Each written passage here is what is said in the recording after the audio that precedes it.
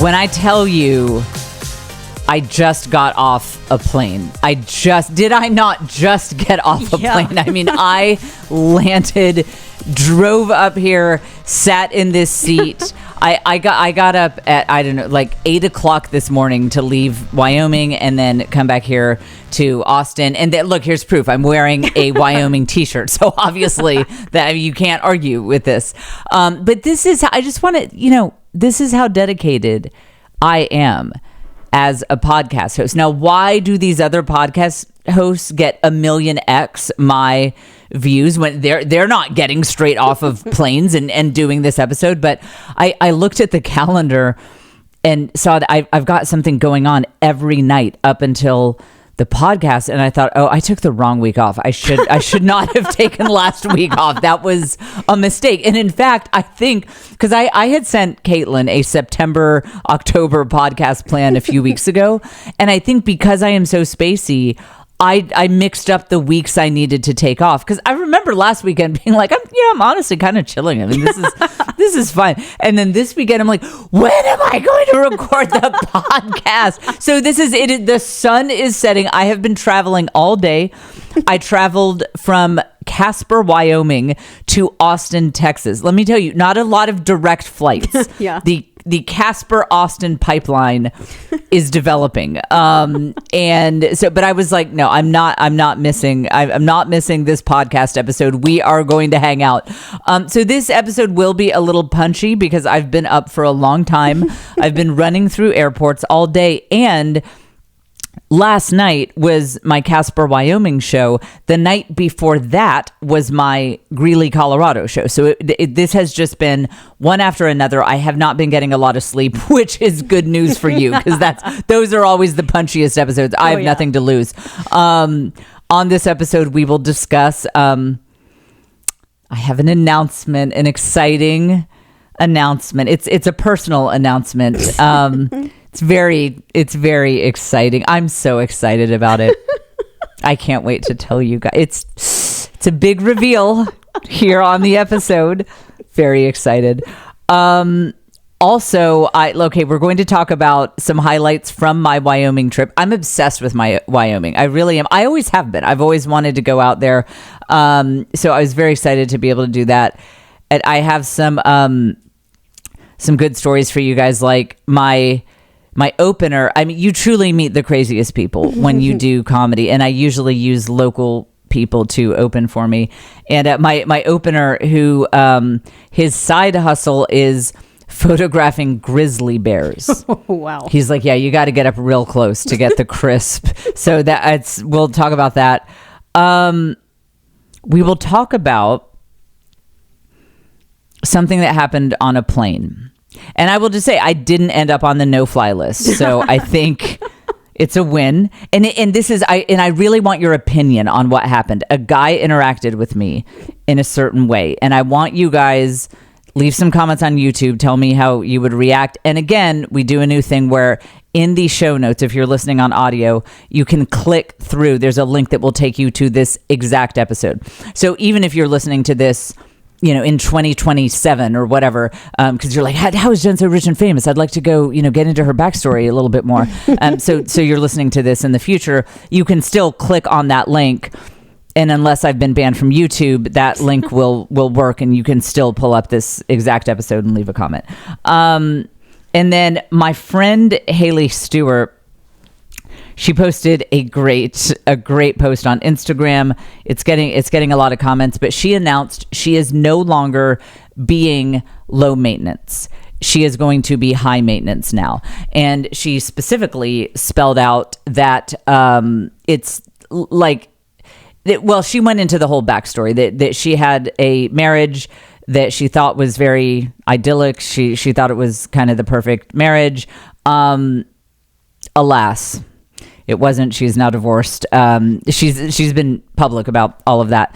Anyway, but she in her post, she was like, I was low maintenance in a negative way for too long. Anyway, we're going to go into all that because I left a comment. This was like just an hour ago. This was on the plane. This is a very fresh topic here. I mean, this post has only been up like 5 hours. I said, I will teach you how to be high maintenance. I mean, I think if there's any value that I can add, it's that. And there were all these comments like, please. So this is my Jen's high maintenance masterclass episode. So we will get into all of those things. And I just, one bright spot in my life is that I want to thank everyone who is on the Village Hustle Patreon, because I knew that I felt like I wanted to do something a little different and I didn't know what it was. And so I have become a documentary filmmaker. That's like the Village Hustle Patreon is how I get out the documentary filmmaker side of myself. I'm taking all this B-roll, and that, you guys, what you're seeing on there, that's all me. You might think, oh, who did what film team? No, it's me. I am editing it all together, and I do voiceovers. I'm like, and then you won't believe, what happened next. And then this isn't a good example of me being a documentary filmmaker, but play the little preview thing. So I was talking about when I was having a really hard day. Just play it while I take a drink, please, Caitlin. And when I was driving from Nashville to Atlanta, I told God, I said, I need a little bit of encouragement here. I feel weighed down by everything. I need a little bit of encouragement. So I just said that prayer. I was like, please, just turn something. It down. Just you don't anything. Have to pause it. Just turn the volume down for 1 second. So I got on the road, and I'm speaking tired. over. I was trying to a picture of a car here, just so you know. Okay, go ahead, Caitlin. Try to sleep. It was rough. But I decided I could kind of keep myself awake, so I was just focused on the road. And at one point, I had changed lanes, and it was a strange thing where someone let me in an unexpected way. I even noticed it as I was changing lanes. Like, oh, well, okay, I'm kind of surprised they let me get back in the left lane. I didn't see that coming. And I looked at this blue car in front of me. Okay, I'm going to move the text. You're not going to believe this. You're not going to believe this. Look at this. All right, so that's a clip from that. What's episode? That is episode. Oh my gosh! In my notes, I wrote down this podcast episode number. I don't know, guys. It's the one. It's the one that came out. Is that the one from this Monday, Caitlin? Yes. It is, right? Yeah. The 22nd, September 22nd. So if you look at the Village Hustle Patreon episode from September 22nd, 2025. That's what that is. But anyway, the point is just a moment of gratitude for everyone who follows that, who's part of that little community, because I did not know how much I enjoy that kind of storytelling, just taking the footage and then narrating over it and telling these, here was the problem and then it reached a crescendo, and it just is genuinely so much fun for me. And thank you to everyone who is part of that community. I've been trying to read every single comment, well, on both levels of the Patreon, but I love our little conversations at the Village Hustle Patreon. If you want to be part of that, patreon.com/thisisjen, and that link is in the show notes. And I don't know. It actually, as I was traveling back today, it was such a grind. You can probably hear in my voice how tired I am, but I was still doing my Village Hustle Patreon videos. I was like walking through the airport, getting B-roll. People are looking at me like a grown woman. Like, what is she doing? I'm like, I'm getting B-roll for my Patreon documentary. Like, you guys can't judge me. Only God can judge me. And actually he is, because as you'll hear, we haven't gotten into the main topics. This is the Jen Fulwiler Show, coming to you from Austin, Texas. We publish new episodes every single Wednesday, even when it means I go directly from a plane to sit in this podcast studio chair. I mean, I've done this, like when I got out of the ER with a potentially life-threatening condition, I was like, we're doing the podcast. So truly, every Wednesday we publish new episodes. And I already said we're coming to you from Austin, right? I don't know. I'm very tired. Oh yeah, this is the podcast where you learn the art of the Village Hustle. That's being a tired girl, hot girl boss who knows that love and family and community are the foundations of all true success. Our lovely producer is Caitlin White. And after each episode, I keep chatting on that subject for 8 10 minutes for bonus content, and that's at the base level of the Patreon. You'll see there are 2 options on Patreon. So that's the base level. You get the bonus content, and yeah, this one, I know what I'm going to do on this one. That we had something come up this week when I had my shows in Colorado and Wyoming. A personal thing happened, and it was kind of difficult. So that's an example of something that I just can't put that out there on YouTube. It's private, it's family stuff, but I can put it behind a paywall. Well, because it's not like, just randos. It's not like just random people who find me on YouTube. So that's why I put it there. But so that'll be with the Patreon after party. Okay. I think I got all the, yeah. Oh. I'm coming to Tulsa, Boston, Hartford, San Diego, Irvine, Seattle, Portland, Boca. That's Boca Raton. We Florida insiders just call it Boca. And Naples, Florida, not Italy. That would be funny if I had people trying to show up to Naples, Italy. No, Florida. Which is better, honestly. Like Europe.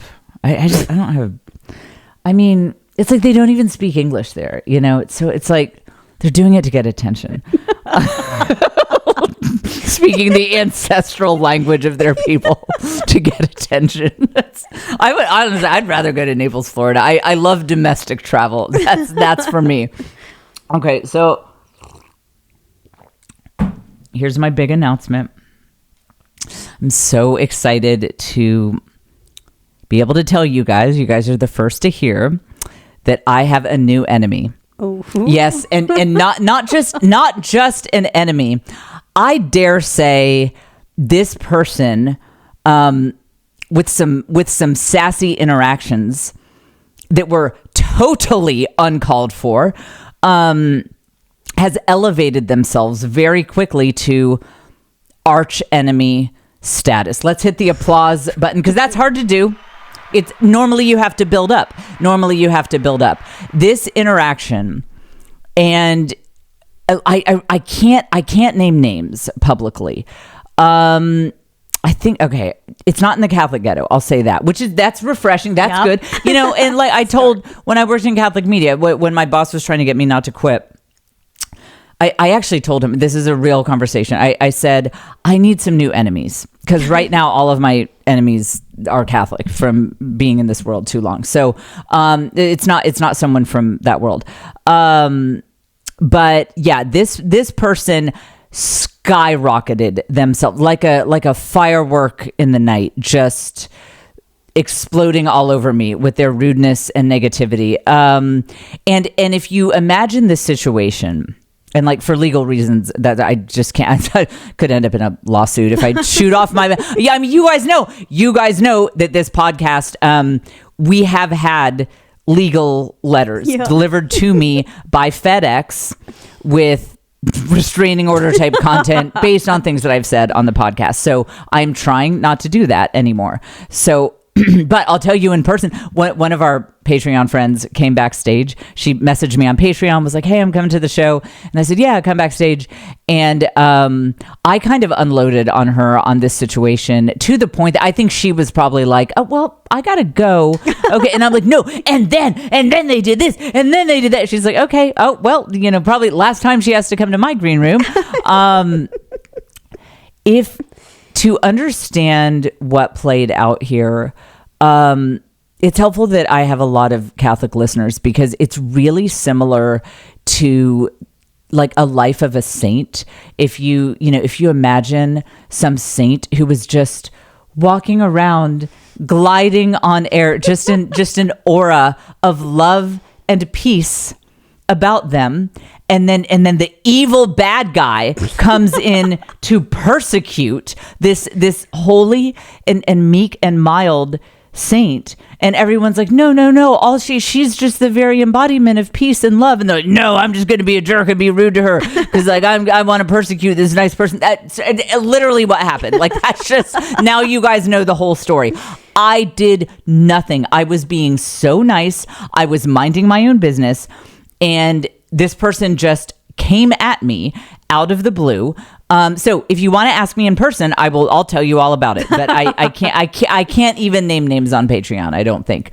That's when I start the $500 a month level. Okay, I'll do the $500 a month Patreon, and I'll be like, their address is, and here's their phone number if someone wants to leak that to the internet.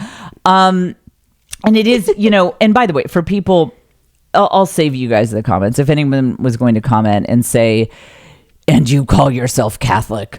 No, what you guys are witnessing here is the grace of the sacraments. This is me like 8 levels better than I was when I was an atheist. I would have already doxed this person, home address, phone number, profanity. Like it would have been worse without the Lord. So what you are seeing is the best version of me. Like this is the Lord working in my life. It would have been much worse without being Catholic. So it's just very exciting. I mean, because we often talk about, I've referenced many times Simon Sinek's seminal work called Start With Why. There's a book, but really you can just watch his YouTube video. It has like a gazillion trillion views on it. And he talks about how with any business endeavor, in anything you do, you have to know your why, because there will be ups and downs. That no matter how much success you have, there will be times where it feels like this is just not going to work out.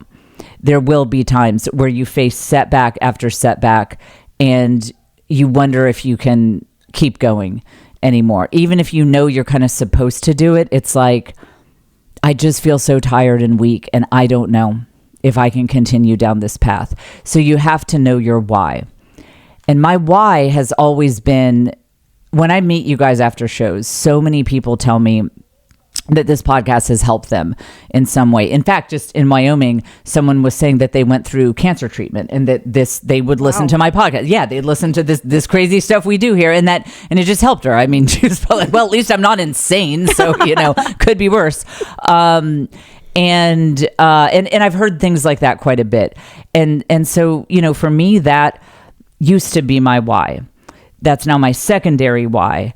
My top why is that if I continue on a path of success and I can stair step up another level and then a level after that, I might be able to damage this person's professional reputation and business. I might be able to enact vengeance on them the more sway I have in my own career and personal life. So that's my why. Now I have a new why. If I ever feel sad or feel like giving up, I'll be like, well, sure. Someone emailed me and said, my podcast helped them get through, they just like broke their arms and legs in a horrible Segway accident. And, my podcast is helping them get through that. I mean, that's nice, but I feel like they could probably take or leave this podcast. But the thought of having sway to be able to enact vengeance on this person is like, it like, I'll start getting up in the morning. I would take ice baths. If I thought I would start doing cold plunges, if I thought that it would help me level up my success so that I could enact my vengeance, it just keeps me going. So that's a very exciting announcement. I have an archnemesis. It's just amazing. And it's a very animating thing for me. And again, this is me being Catholic. This is my best efforts. This is the grace of the sacraments in my life. Okay. So, before we get to, I really want, I'm very interested to hear what you guys think about what happened on this flight. If you only have a short amount of time to listen, skip ahead to where I'm talking about the flight thing, because I really want to know what other people's takes are on this. I want you guys to leave YouTube comments, but just briefly, so I had the shows in Colorado and Wyoming, and, so again, I use local people usually because it's so much cheaper than flying someone out there, and that's always hit or miss. But we've had some misses, but in general they're pretty good. Now that Caitlin and I send them an entire contract, because we used to just say, okay, Jen does a clean show, so it's general audience, anyone can come. So just keep it TV clean. Just do the set like if you went on Jimmy Fallon's show or whatever. Just do a TV clean set. I guess people would just like get kicked off of Jimmy Fallon's show because they would get on my stage and say the most unhinged, filthy stuff, and it's like, what? Or we'd be like, it's a like kind of just keep it clean, keep it light, and all their jokes would be like guns, abortion, 9/11, and they'd be, oh, what a great clean set that was. It's like, okay, well, you didn't say the F word, but that's really not what we think of as clean. So anyway, we send them a veritable contract now, and I know I probably seem high maintenance, but I don't care. We'll get to that later in the episode. I truly, in my heart of hearts, I do not care if some of the venues and the openers are like, wow, kind of full of herself, giving us this whole bullet points of, what we can say, like she doesn't trust it. No, I don't trust you. I don't trust you at all to have even the first inkling of what a quote unquote clean set looks like. So now they get a contract. But anyway, David was great. I really liked him. But so you meet these interesting people. So his side hustle is he's a very, very talented wildlife photographer. So pull up this picture. You guys can see it on YouTube. So make it bigger, actually. This is David. Great guy. He compares his appearance to Santa Claus, and you see why. He could be a mall Santa. I mean, he shouldn't rule it out. I mean, look at these pictures. That's impressive. Crazy. Do you have email? Can you pull up the advance and get his last name in case anyone wants to? Okay. Yeah. I don't know if he has a website or anything, but that would be cool to give him a shout out. I mean, these are like cover of National Geographic level pictures. It's crazy. And I was complimenting them, and the videographer who was back there, and we were like, gosh, these are so good. He's like, I'm so poor, I have no money. Like, you'd be shocked at how broke I am. So if anyone wants some great wildlife pictures, you should go buy them. Okay, what's his last name? I'm gonna butcher this real hard, but it's Testroit. Well, how do you say that? So Testroit. Unfortunately, Caitlin, it's interesting that you bring that up. Uh-oh. Unfortunately, David he's a bit of a card. He's a bit of a character. Yeah. The mnemonic device that he gave me for how to remember his name was a certain part of the anatomy. Oh, no. So what did you guess? What did you say? Testosterone. Yeah. So I'll say the part of the anatomy, because I'm tired and I forget. So spell it. It's Testroet. Okay. I love all the characters I meet when I do this job. And so his side hustle is wildlife photography. And you see in this picture that we have up on YouTube that these are grizzly bears. These aren't like, the little black bears of the North Carolina hill. These are grizzly bears. These are like eat you whole in one bite grizzly bears, like 10 feet tall grizzly bears. And I'm all about camera equipment and lenses now that I film my own shows. And I said, oh, what kind of crazy telephoto lens do you use? And he was saying, well, he does have a great lens, but he's like, I just try to get as close as possible to get the crispest shot. And he said, so that's one of the ways that this is a great blue flame story. Now, he did say on stage many times he's not making a lot of money, so this isn't a become a millionaire story, but it's a great blue flame story. Actually, leave it up for a second. He's combined his two loves, because as he travels around doing comedy, because he's based in Colorado, so he often does that circuit, the Colorado, Wyoming, Utah, whatever. He is in places that have grizzly bears and national parks. And so he said, I often, when I'm going from one show to another, I leave early and I try to do some photographs. So he opened for me in Greeley, Colorado, and then also in Casper. So the Greeley show was first, and after the show, he said, yeah, we're headed up to Wyoming, so might see if I can, get some good grizzly pictures, get up real close, track some grizzlies, and get some good pictures, and then we'll do the show that evening. And I told the venue we might want to back up opener. Look at these pictures. He's very close to those grizzly bears. I think if I were a wildlife photographer, I would focus on like crabs on Caribbean beaches. That would be or like little deer or something. I mean, that's crazy. It's just crazy to be like, my specialty is photographing grizzly bears. I mean, do you understand what that means? Like his blue flame. Okay, you can take the picture down. His blue flame is going to the places on our continent that are most densely populated with grizzly bears. Hit the life-changing tangent alert button. And that's this podcast, is that there's just, wisdom thrown out even when I'm just telling random opener stories. I just want to remind you guys,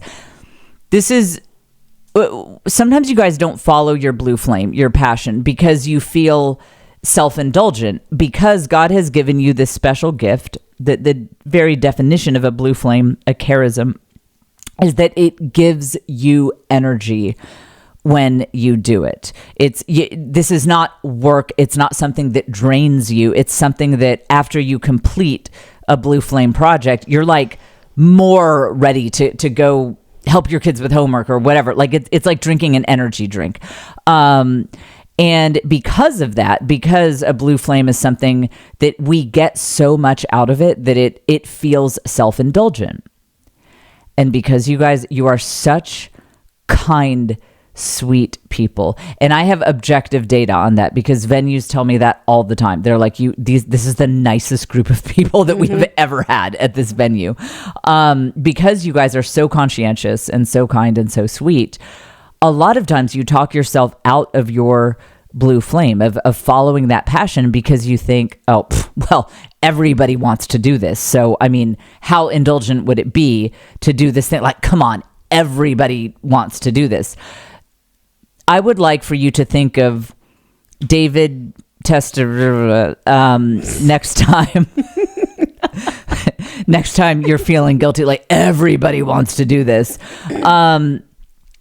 Because David feels that way. He's like, everybody wants to go camp out, like hike in inclement weather to the most densely populated grizzly bear places in America and, get some pictures of them. Everybody wants to do that. So who am I to think that could like be a thing? Like, nope. we don't. Confirm, nope. No, we do. We actually don't. Nope. We actually literally don't. Caitlin, I was thinking of this too. Caitlin loves cars and stuff. And I was thinking, if somebody like gave me a high end, like top of the line, I don't know, BMW, Porsche or whatever, I wouldn't, it would honestly be kind of annoying to me. Like, it's like, I don't need all the maintenance that comes with this. So Caitlin's like, okay, well, let's see if we can set that up and then we can switch cars. Yeah. Take mine. That's fine. Yeah. But you'd like that, right? Oh, yeah, for sure. Okay. So yeah, this is an example of like, it honestly sounds annoying to me to have some really high-end car, even if someone gave it to me for free. I mean, if I could sell it, fine. But if I have to mess around with this car and maybe take it out to a track, see what it could do, it would drag me down. I'd be like, I do not want to like have to, maintain this stupid Porsche. But Caitlin would probably feel like if she were able to do that, like, well, everybody wants to drive a Porsche around, right? Yeah. Yeah. Including me. Yeah. Exactly. And I don't. So I'm making the point to you guys that you will probably feel self-indulgent when you use your blue flame, whatever your version is of going into the woods with grizzly bears. You'll be like, everybody wants to be here. Everybody wants to be doing this. And I am here to tell you, no, you only feel that way because this is the love language that God gave you to love the world. It's, we talk about love languages of how you receive love, like mine being left alone in silent rooms with a screen. Like that's how I receive love. But I think there's not enough talk of love languages of how it makes you feel great to give love. Like we all know someone who loves, giving gifts. Like it fills them up to be able to do that. I mean, that's essentially what a blue flame is. It is your love language to the world. And so it's going to make you feel great when you do it. So don't get caught up in the trap of feeling guilty about that. Because if it weren't for people like David, we wouldn't have any photographs of grizzly bears, because most of us don't want to do that. This is a random note that I wrote down when I was feeling really punchy and tired about my trip. Now, I think my logical mind tells me to skip it. That it's a bit much, and no one needs to know like how crazy I am. But I think this is like a full disclosure. This is whose podcast you're listening to, and I feel like you should know. Okay. Okay. This is, you know what? I'll make it quick. But I do think you should know whose mind you are being brought into every Wednesday on this podcast. Okay. So I'm driving from Colorado to Casper, Wyoming. Casper, Wyoming, I found out only has a population of 58,000. That's wild. That's so crazy. That blows my mind. The entire state of Wyoming only has about 500,000 people in it. The entire state. And it's a big land area. So it is real wide open. I mean, there's just nothing out there.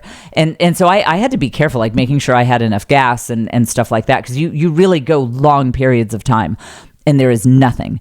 And so I'm out there and I saw there was like some of the wind combined things.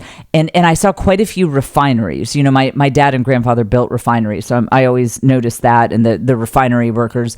But then even that stopped. And so I'd been driving, I mean, easily 30 minutes. And I had not seen anything. And just based on what the maps preview, it did not look like anything was coming up. So then on the left side of the road, I thought it was a restaurant, and it was like, wow, that's so random to have a restaurant in that, like literally the middle of nowhere. Like who's going to go to this restaurant? It turns out it was a gentleman's club, quote unquote. Gentleman's Club, and it had some sort of wildly inappropriate name. I actually forget what it was. I mean, I could guess. Okay, if I'm too punchy for that, because I will guess and I'll take it too far, and then this will be. I try to keep this a podcast that you can listen to with your kids around. So, nope. I have ideas coming to mind, but I will not say them. Okay, and this is the caveat. This is whose podcast you're listening to. That. First of all, you know, that I noticed that, and that, cause I was about to pull in and stop to use the restroom. But I'm like, this is the only building in like a 40-mile radius, and except for a couple of refineries, but that's it. And I spent like an hour just kind of contemplating the economics of that establishment. I'm not even kidding. I was like, how do you staff that place? I have a lot of questions about both the clientele, but mainly the staff. I want you guys to think about this. I do. Morally, we wouldn't do it, but let's say we're immoral people. Like my archnemesis, like this person would do it. They're a truly horrible human being. So let's just say that was your job and you had to staff up this place. How do you find employees to work at this quote unquote gentleman's club? I mean, I guess it's like the refinery workers, like some of them are women, you know? I guess. Where do they come from though? Yeah, that's what I'm saying. How do you get the ladies to, you know? I mean, it's, I do like if you're a client, if you're the clientele of that place, I do think that you have to be extremely body positive, you know? And I don't mean weight. I'm not talking about weight. I'm talking about you have to be okay with like peg legs, hook hands, eye patch. Yeah, you know, like mohawks, beards, and it for women, you know, but like, yeah, I spent like an hour. I'm like, okay, if someone gave me that challenge, you have to hire 10 you know, ladies to work. I'm like, I don't know if I could do it. I mean, where do you pull from to get the employees who work there? So that was me. That's what I spent an hour doing on the way to my show, is trying to figure out the economics of a gentleman's club in the middle of refinery fields in Wisconsin. And so if everyone wants to just unsubscribe now, I totally understand. Okay, so what's funny is as soon I was able to stop like an hour after that, and I wrote that down as a podcast topic with all of these detailed notes, like, would they be like a W-2 employee or like, and it felt so important and like such a hot topic. And I was like, my podcast listeners are going to love this. And then I reviewed my notes just now when we sat down, and I was like, maybe that's not like, because when my mind is on fire with stuff like this, I always feel like it's so relatable. I'm like, this is what everyone's thinking about today. Am I right? And then reality hits me like, no one's ever had that thought in their lives. Actually, like nobody ever. So yeah, well, there you go. Now, so this will make it all the more interesting. This is the interactive segment of the show. I wish we could do this live. If we didn't record this podcast at such random times, I would do this live so that we could see what you say like as we're recording. Okay, so all right, let me set the scene. Hit the I'm about to set the scene sound effect. I wish we had like airplane background music. Okay. Yeah. I was on my flight from Austin to Denver. I was wearing a t-shirt not unlike the one I am wearing now. I think it actually said Nashville. I always get t-shirts wherever I perform if I have a good show. There are a few cities didn't get the t-shirt. So it was like a t-shirt with a city's logo on. I think it was my Nashville t-shirt. And I had on a black and white scarf, and I had my big headphones on. I had, because I'm neurodivergent, I can't be exposed to noise in any capacity, so I have these like very large headphones on, very visible. Do you know this story? Nope. Okay. I'm dying to hear what you would do, Caitlin. So I am walking back to the back of the plane. Oh, it's also worth mentioning, I was sitting in first class. That is not always, I don't usually, but I got an upgrade. So I was in first class. Someone was in the first class bathroom, and I was like, I'll just, whatever. I need to walk anyway. I'll just go to the back of the plane. So I'm walking from first class to the back of the plane, and this guy seated kind of towards the back of the plane says, "Hey," as I'm walking by, and I look at him like, okay. He hands me a cup, and it's, when you're stunned, like you just grab things. I'm like, what? It's an empty cup.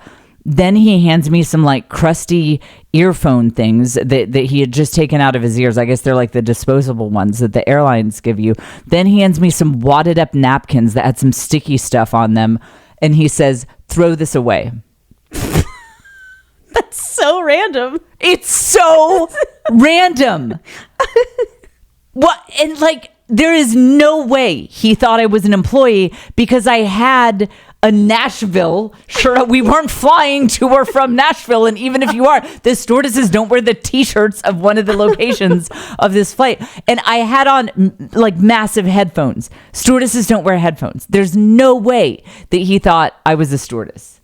Okay, here's the other thing. It's not like, oh, I forgot to mention this guy was in a full body cast. There was nothing like that. He was an able-bodied man, appeared to be about 35. He had like big muscles under his t-shirt. Like he's like a guy who works out, and he was sitting in a row to himself. So he could have easily gotten in or out. What would you do? I really don't know. Yeah, see, that's the thing. Because you're just so like, yeah, what just happened? Yeah. I know. And of course, after the fact, it's like I had all these, I should have said a sassy comeback. I always do. I'm pulling up my Instagram right now, actually, because I asked people on Instagram stories what they would do. Okay. So one person says, "Drop it all back in his lap, walk away quickly as if I hadn't heard him, and wish I had been meaner." We'd be friends. I like that. Another one says, "Ask, sorry, did you mistake me for your mom?" That's was a good one. See, that's another, like, yeah, you think of these things like 2 hours later, you know? She says, I would have ignored him completely and kept walking. Says, I'd say, oh, this is great. She says, I'd say I can't. I have explosive diarrhea, and throw it back at him while running away. That one's pretty clever. I think we should all keep that in our back pocket, so to speak, for when anyone puts you in an awkward situation.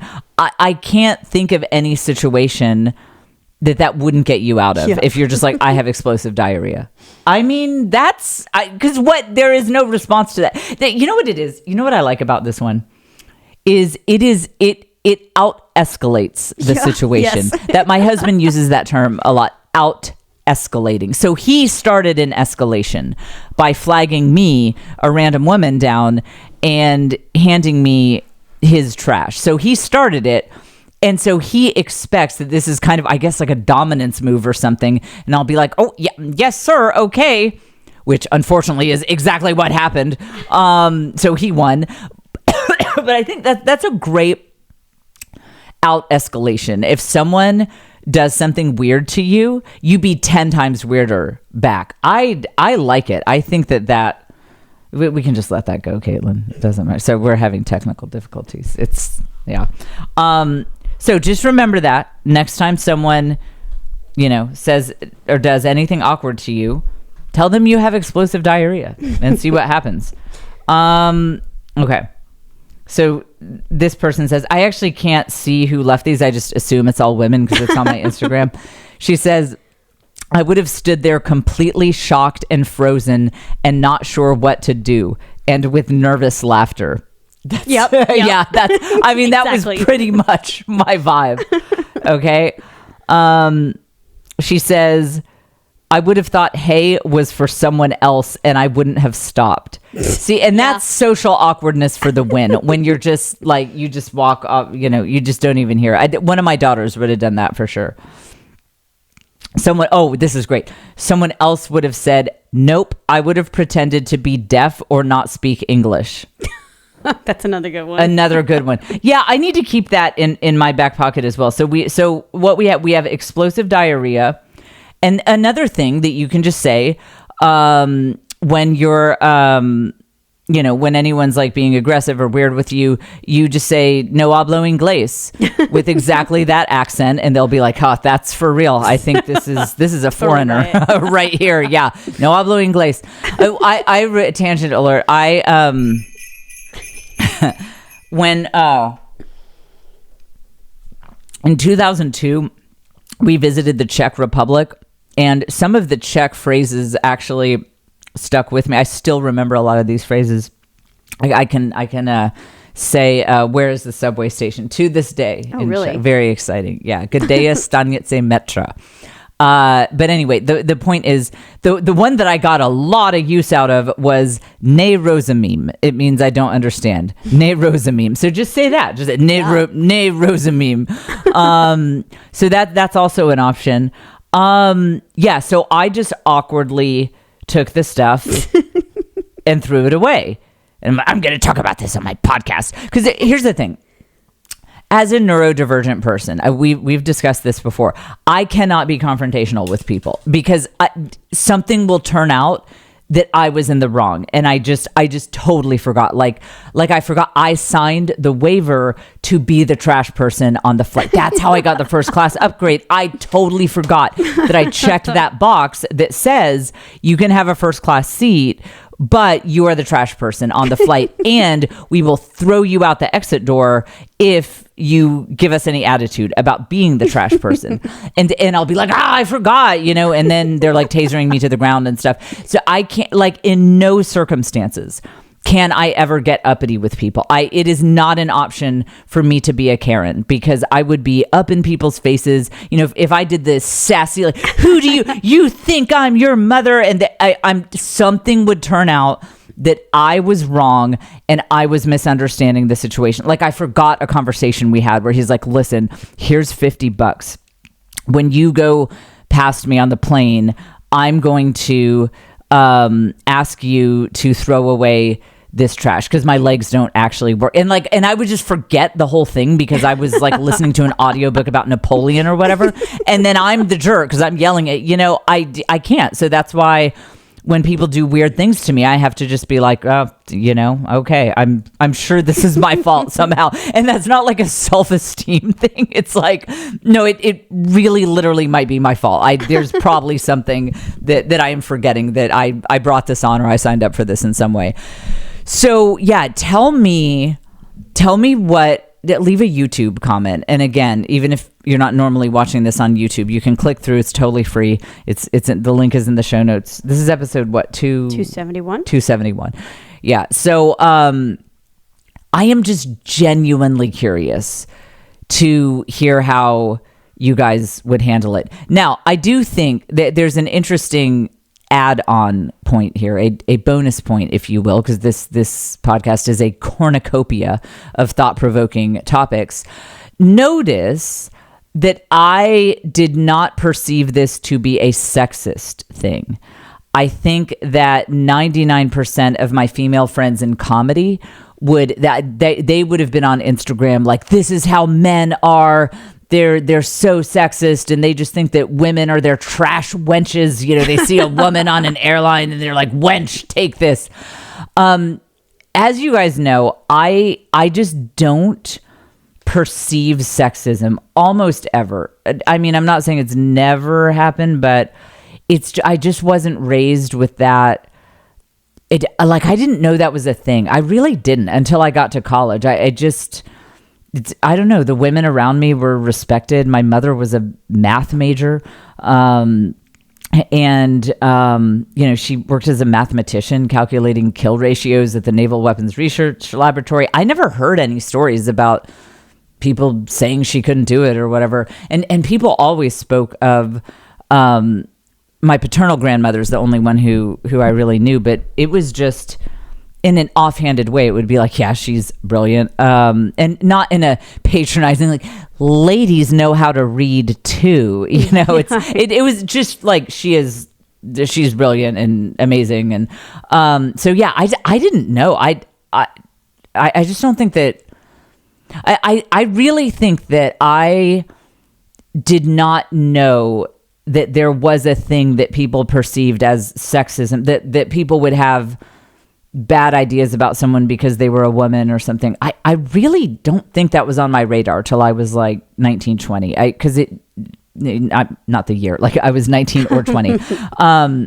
Because it was so not part of my formative experience. So because of that, my perception is that I have never really been subjected to much sexism in my life.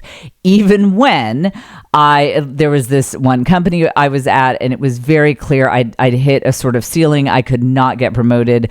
There was another one where like the men were making twice as much as I was. I have had things that people, I think, oh great, now we have a cat at the Poltergeist store. You can let her in if you want. And you don't have to duck under the camera. Okay. This is, nobody cares. There's like 4 people still watching on YouTube. So,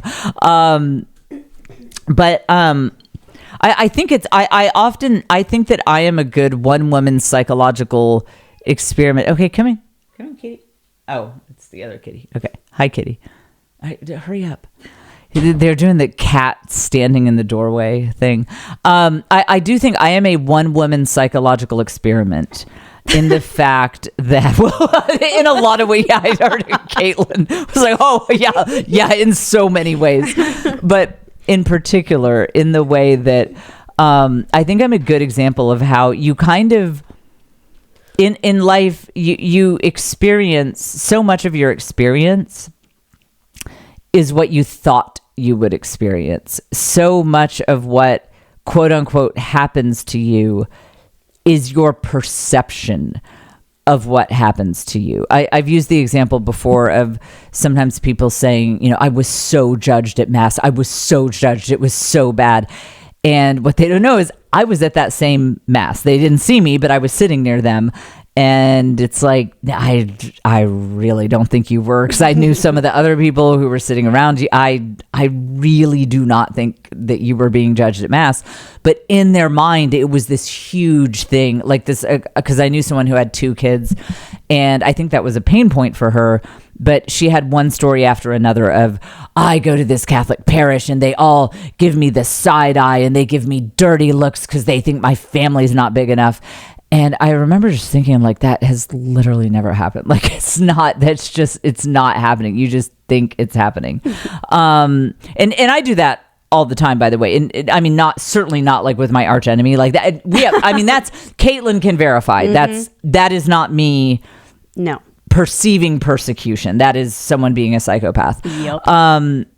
But I definitely do that with the areas that I do perceive that I am like I perceive rejection not based on my gender, but based on who I am as a person and my personality. So I do perceive rejection all the time.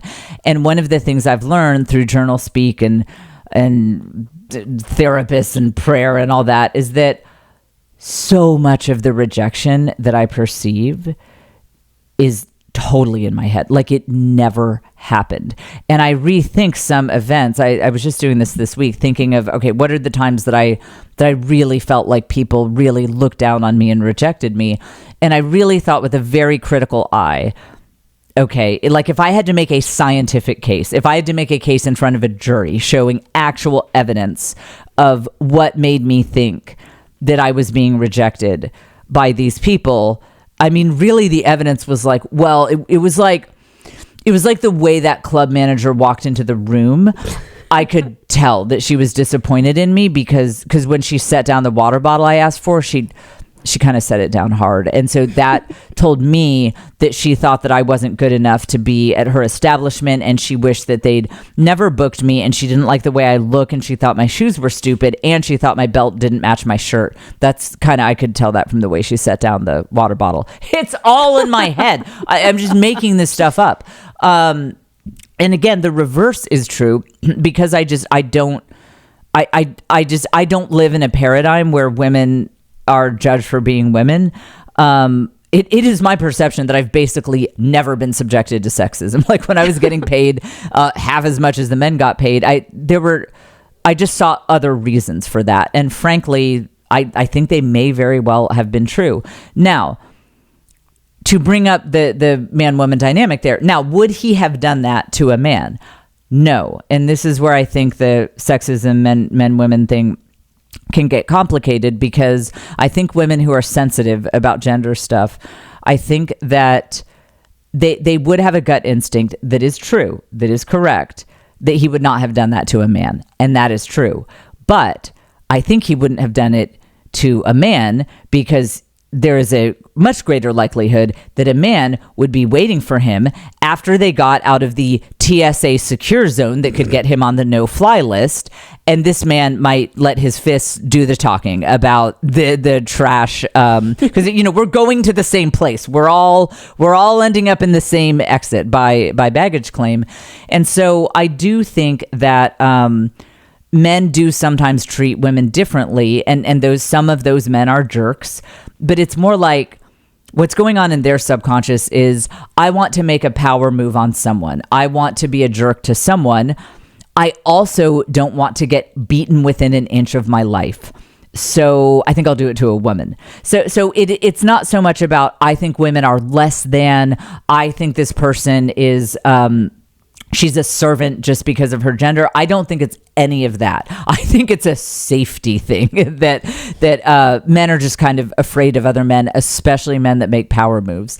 Like in comedy, it's a very known thing that supposedly men kind of quote unquote mansplain comedy to female comics, especially young, hot female comics. And again, I see that more as these guys are insecure. I think 9 times out of 10, honestly, they're hitting on her. They're trying to impress the girl. Like, oh, look at what a big comic I am. I can tell you how this is done. It's actually they are lowering themselves by being like, wow, you're such a pretty girl. I hope you're impressed with me. And And or if it is like they're trying to pull rank, they just wouldn't do it to a man because they're afraid a man would get aggressive with them, and women just seem nicer and more receptive to that. So is it true that he would not have handed a man his wads of trash with his gross headphones and sticky napkins? Yes, that is he would not have done that to a man. But does that mean that he was being sexist against me?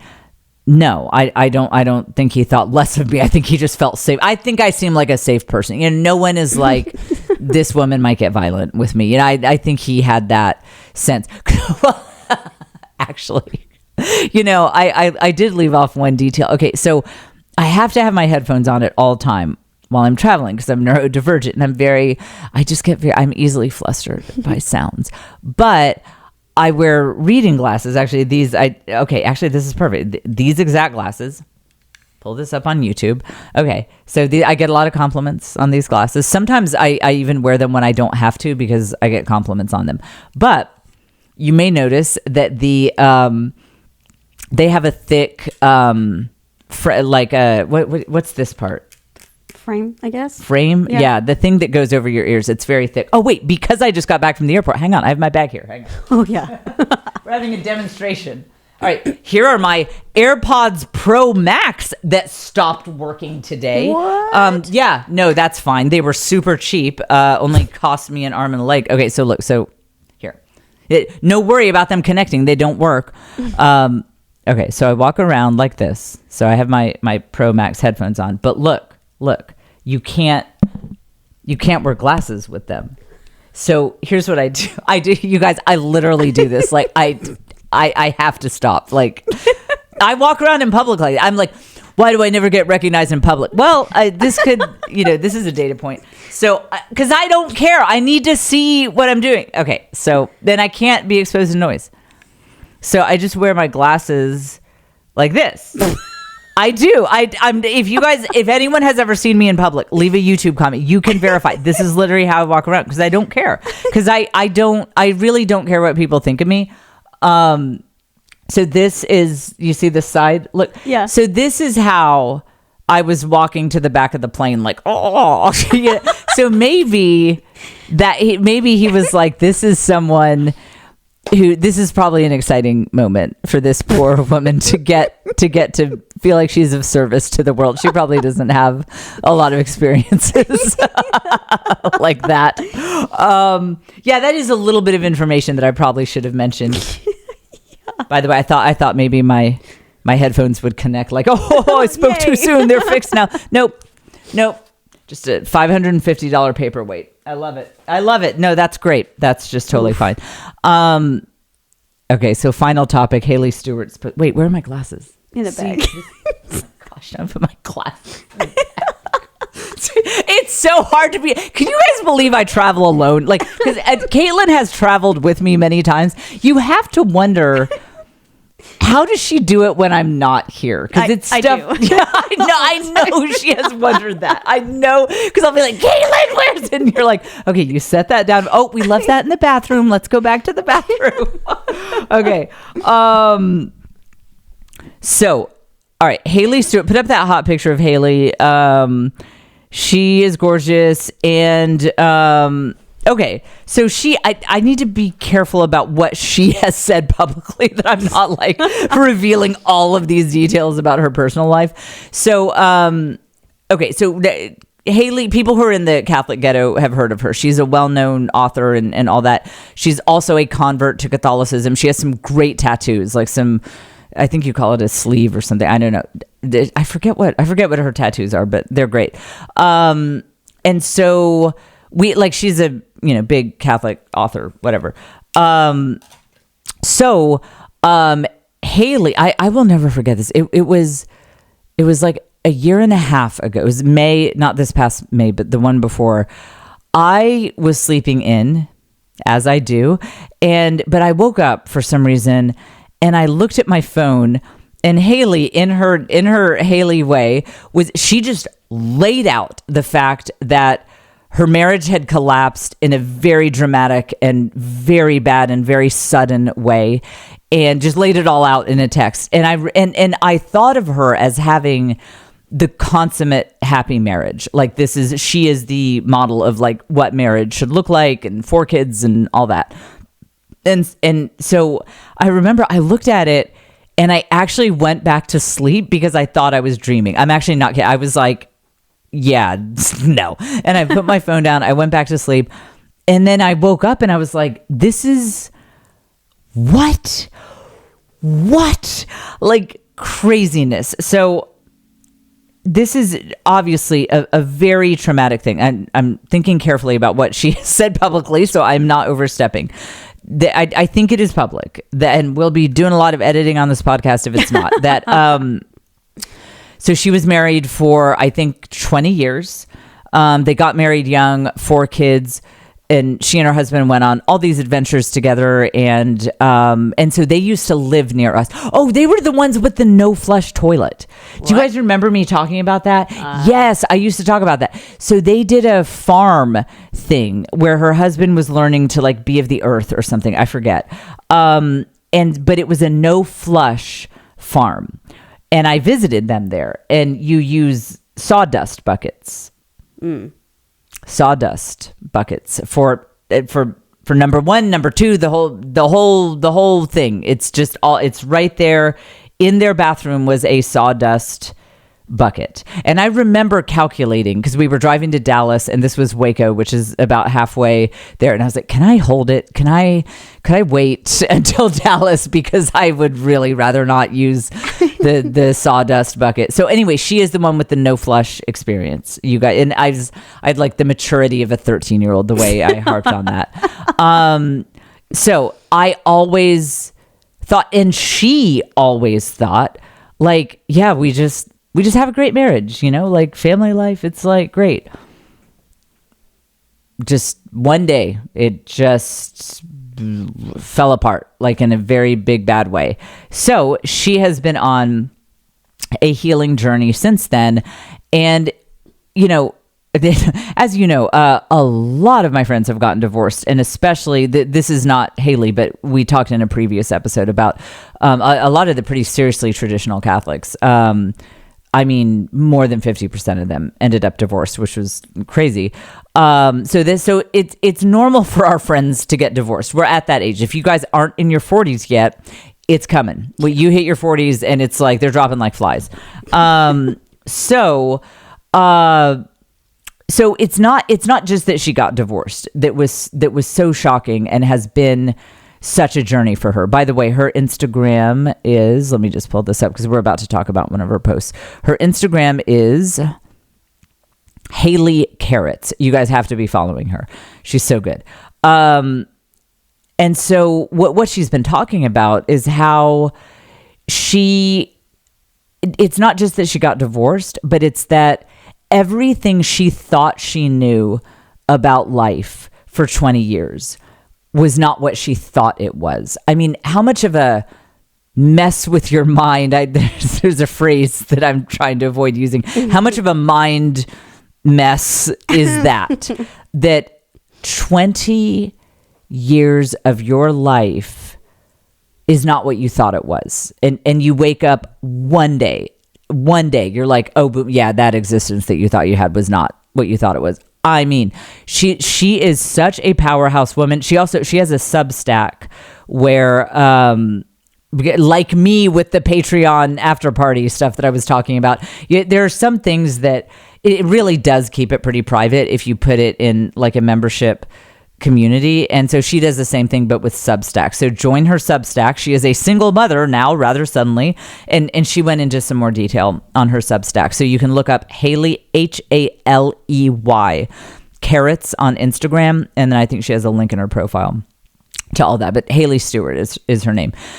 So she's been doing some really powerful writing on her Substack and on Instagram about going through this process of mourning the old life, but then asking what does the new life look like? Like, what does it look like going forward? So I want to read to you from what she just posted on Instagram. This is just coming in hot with this.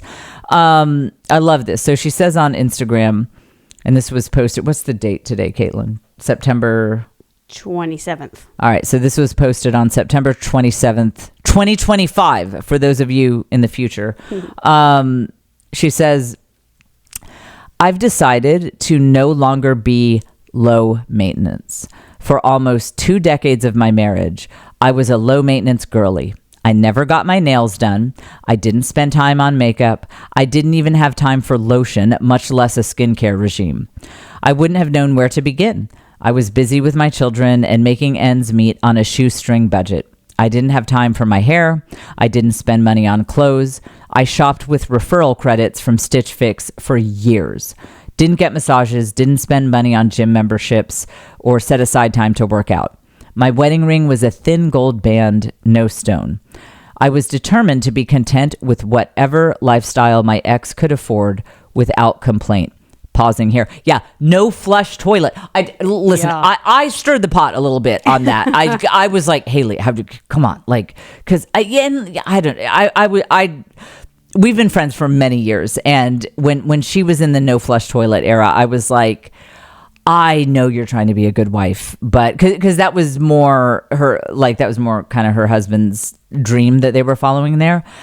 And when she says she was the team player of all team players, I witnessed this personally. When did I meet Haley? I mean, I've known her probably 15 years now, at least 10 years. So I can affirm this is not her, this is not rose-colored glasses. This is not her telling a one-sided story. This is facts. This is cold, hard facts. I saw it with my own eyes. So she says, not once did I complain about years living below the poverty line. True. I can verify that. I was the team player of team players. And in a healthy marriage, that attitude might have been a positive. But in an unhealthy marriage with a partner who didn't prioritize my well-being, I lost any sense of my own value. That's not to say that makeup or nails are representative of value, but merely that I thought that if I asked for nothing, I would be loved. Jeez. Whoa. This woman is on fire. Feel that. I thought that if I asked for nothing, I would be loved. Why am I feeling choked up? I think that hits a lot of us. That hits a lot of us. And that's such a great explanation too, that she's not saying that if I'd had a big diamond or, done my nails all the time, she's a very brilliant woman, as you can see from her writing. She's not saying like that means you're valuable, but she is saying the impetus behind her cheerfully living in poverty was not empowerment. It was a desire to be loved. That's where the problem comes in. So she says, I thought that if I asked for nothing, I would be loved. If I was the most low maintenance of wives, I'd be treasured. If I was forgiving, I would be appreciated. But that isn't how it works with an unhealthy partner. The sacrifices you make aren't viewed by an unhealthy partner as evidence of your value, but evidence that he deserves those sacrifices. Jeez. It becomes a slow devaluation. She says, part of my healing has been seemingly small things like actually moisturizing my skin, drinking enough water, eating food that nourishes me, buying new clothes, styling my hair, or bigger things like taking myself on trips. Things that remind me that I'm not garbage, even if I've been treated that way. Ignoring my own needs for someone who doesn't value me was a soul-destroying endeavor, and I won't make that mistake again. So bring on being high maintenance with real expectations for good treatment, investing time and energy into myself, setting boundaries unapologetically, and getting my damn nails done. The old Haley can't come to the phone. Oh, I love that last round one. of applause. Standing ovation. Standing ovation. Haley, Haley. I know everyone is running now to go like, listen, guys, get on her Substack too, because that way she can afford to get her nails done more. Hey, Haley, Haley Stewart. And Haley Carrots is her Instagram. So, I mean, if that is not a manifesto, I'm seriously choked up from reading that. I mean, that's a whole manifesto. So I left a comment. I mean, look at how she ended that. The old Haley can't come to the phone. The power. So I left a comment saying, call me. I'll give you my masterclass on being high maintenance. And then Amanda Vernon was like, but actually, and that Tea with Tolkien, another awesome woman, she's like, LMAO. And someone else said, I would like to get in on this masterclass. Someone else said, I need this class. All right, now we're a little late in the episode for me to give you my full masterclass. We'll do that on another. I'll unpack it even more in the future. But I think I have mastered. You can take down the picture if you want. I definitely am. I think I have mastered that sort of being high maintenance, and I do think it's now, only now, from a healthy place, because I think the issue that you can go into with trying to say, okay, yeah, I'm not going to devalue myself for love anymore. You don't want the pendulum to swing in the opposite direction, where you become obsessed with nails and jewelry and Botox and hair and whatever. And it's all just trying to feel loved. Like, if I can get this stuff, like the girlies who have the big rings and whatever, then I'll feel chosen. You know, that's a big thing that's out there on social media is, you know, women will flash their huge diamond ring and, oh yes, he paid for me to get my nails done. And what they say without saying, or sometimes they straight up say it, is like, some of us are chosen and valued. You don't want to do that either, because that is super toxic, and it starts to get in your own mind that's you're not really valued if a guy isn't, like, you know, paying for your hair extensions or whatever. Hair extensions are very expensive, by the way. I looked into that. I'm like, I'm high maintenance, but that's we need the comedy millions. Those of you guys watching in 2028, you'll be like, oh my gosh, her hair extensions are amazing, and that's like pocket money for her at this point. So here is I have become high maintenance in a couple of ways. And sadly, I don't have an infinite budget. It's very sad. And also, you guys know, my husband is ready to not quite work so much. So it's not in the like, oh, my husband's going to labor all day, you know, work 80 hours a week and then throw some money at me, you know, to go get my nails done. It's a very collaborative thing, what I spend money on. But the way I would distill it down to this.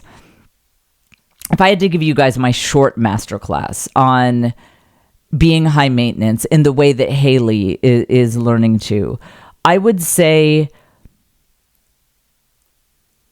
it is radical self-acceptance. And I mean radical self-acceptance, meaning you really discover who you are, what you like, what brings you pleasure, and from a truly, like, I don't care what other people think perspective. Like, if other people had a chip put in their brain where they were unable to form opinions about me, okay, so like the whole world, it's like God put chips in their brains. He removed the part of their brain where they can have opinions about you. They're blank slates when they look at you. Okay, in this thought exercise, what would you like to do? Like, what self-care things give you pleasure? What would you do to feel good? What would you do for fun? What I'm trying to get at is this. Here's what I'm trying to tease out. If that chip were in other people's brains, I would still get Botox. I'd still spend so much money at Sephora. I would still be like, oh, you know what? This brow pencil really doesn't, because I genuinely love makeup. I love just kind of experimenting with my appearance and just seeing how it changes, and how, oh, I can look this way if I do this kind of lipstick, and I can look this way if I do another kind of lipstick. And I do think there was an era in my life when it was a bad thing and I was trying to do it to be loved or accepted or whatever. But I do also honestly think I am past that point now, and it has become just something that's kind of fun. And maybe there's a little vanity in there. There has to be a little vanity. That's why God's always teaching me lessons with this cosmetic stuff, like my face being paralyzed. But I really don't think that pure vanity is the driving force, because vanity is all about, like, I need people to love me and think that I'm pretty and accept me. And it's my drive is more like, just from kind of an artistic, maybe autistic perspective, I think it's just interesting to see how you give off a different vibe. You give off a different energy, appearance, whatever, if you like do really dark eyebrows and red lipstick versus a light makeup look or whatever. Okay, so anyway, the point is, there are two different spirits in which you can do things like get your nails done, get Botox, get filler, whatever. One spirit is, I'm desperate to cling to a certain appearance. And what's interesting is Haley definitely has counterparts of women who are in marriages where it's not about poverty and it's not about asking for nothing, but they are also completely not valued in their marriages because their husbands are pushing them to be like, hey, you're looking a day older than 25. This is unacceptable. So you go get filler, go get this plastic surgery. You better get hair extensions. So there are two different spirits in which you can go get, let's say cosmetic stuff done. One is an empowered spirit, like in which Haley does it, in which hopefully I do it. Like, it's fun. This genuinely gives me pleasure. And if I can afford it, which is not always, I have not had Botox in like a year. So it's very sad. Thoughts and prayers, patreon.com/this is Jen. So yeah, no, listen. We'll do a whole, you know what? I should do a Patreon level. That's all like, I take you guys with me to everything I have done, but it's like $100 a month. So then that funds. Yeah, right. And we'll do a Patreon. We'll do like a second, like watch Caitlin get work done. So it's not in a grasping way. It's not in a clinging way. It's just like, yeah, I like getting my nails done, and I like getting stuff at Sephora and trying new stuff. And here's the key thing. If we can't afford it, if it just doesn't make sense in the budget, it's also fine. I'm not in a panic. I'm not like, oh, my husband won't love me or people won't accept me. It's like, whatever, I'll look like a troll for a while. It's fine. I'm kidding. That the spirit in which it is done makes a big difference. So just like it's very healthy for Haley to say, you know what? I've got an appointment to, get highlights in my hair or whatever. That is super healthy for her to say, you no longer associate being loved with asking for nothing. Now, meanwhile, there could be another, Haley's doppelganger or whatever. There could be a woman who maybe needs to stop getting highlights for a while because her husband made her feel like she needed to do that in order to be valued. So it's not about what you do. It's about the spirit in which you do it. And I think the fundamental problem here for a lot of people is if they have been around toxic people, they have never felt the security to really explore who they actually are. They've never felt secure enough to discover those things about themselves. Because if you take what Haley wrote on Instagram, for example, she...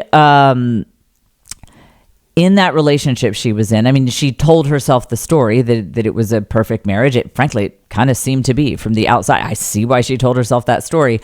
But she has said publicly that there was a little spidey sense within her. There deep within her soul, she knew that she was not being loved in the way that she deserved to be loved. That was somewhere within her. Again, she said that publicly. That's not just me, that speaking from our like private conversations. So, she knew on some level, it was subconscious, but her subconscious knew that if she were to explore who she really was and start stepping into that version of her, she would lose her husband's, now ex-husband, but she would lose her husband's support. She would. And she knew that on some level, that kind of growth was not okay. And I actually would say that that's one of the key signs that the relationship might be toxic, that, you know, Joe and I have been married 22 years now, and we've changed a lot. We are not the same people who we used to be. Both of us have changed in some pretty fundamental ways. And I think our marriage has not been perfect, but I think we've done a pretty good job of reacting with curiosity. Like, oh, that's so interesting. You went to Yale and you don't want to work anymore. Oh, okay. You know, it's not what I thought I was signing up for. But and obviously I went from being a programmer to being a stand-up comic. I mean, I think that is one of the signs that it's a healthy, nourishing relationship, when it's like you can explore different parts of yourself and come to this realization, like, wait, hey, whoa, wait a minute. Like, I have this need that I didn't even know was there and is not being met. And if your partner responds and says, wow, that's so interesting. Well, cool. That's so cool that you found that out. Let's figure out how we together can meet that need. That is the very definition of a loving relationship, by the way. And that's like the basic. That's like baseline. Like, that's not even like an amazing relationship. Like, that's baseline. That should be part of any relationship, and do not accept less. But taking it back to Haley, again, fundamental toxic situation that she knew on some level, that if she had explored within herself and said, you know what, maybe I don't love no flush toilets. Maybe, maybe I'm not the gal who just never ever wants to spend money on myself. Like, maybe I would like to get some little gel manicure up in there, get something seasonal, for fall. Like, maybe I would like to do highlights in my hair. Like, maybe I'd like to, try Botox or get the new Selena Gomez skincare line at Sephora or whatever. If she had stepped into that version of herself, the situation she was in would have fallen apart. Her that just wouldn't have been. It wouldn't have worked. It just wouldn't have worked in that relationship. And like the loving person she is, because she wanted the relationship to work, she just kept it hidden. She just kept that side of herself totally hidden. And she told herself a story that no, it's fine. No, don't ever want to buy anything for myself. Nope, totally fine. And by the way, that's one of the reasons that I think journal speak can be so effective.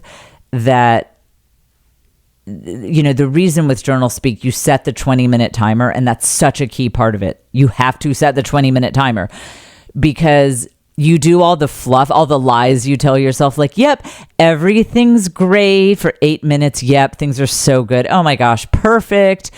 10 minutes in, yep, everything is lovely. I'm just grateful. I noticed the flowers today. Minute 16, minute 17, it's, I am so angry that I never get to, and that's when you find out what's really in there. So I will end with this. There's more to say about this, but I think this is really the key part of it and the main part of it. Being quote unquote high maintenance is not actually being high maintenance. Obviously, none of us want to be Karens, people who are, taking more resources than we deserve. Like, that's not what we're talking about. Being quote unquote high maintenance just means knowing who you are and what fills your cup, and seeking to do those cup filling activities as you are able, as it makes sense financially and time-wise and otherwise in your family, and not apologizing for it, not even living in a paradigm where you would even think about apologizing for it. It's like, yeah, that's just life. People do things that they enjoy doing that make them feel good. Why would I apologize for that? That would be completely insane. That's what it looks like to be quote unquote high maintenance. And if that feels high maintenance, then you need to do some journal speak. Get Nicole Sachs' book. Get Mind Your Body.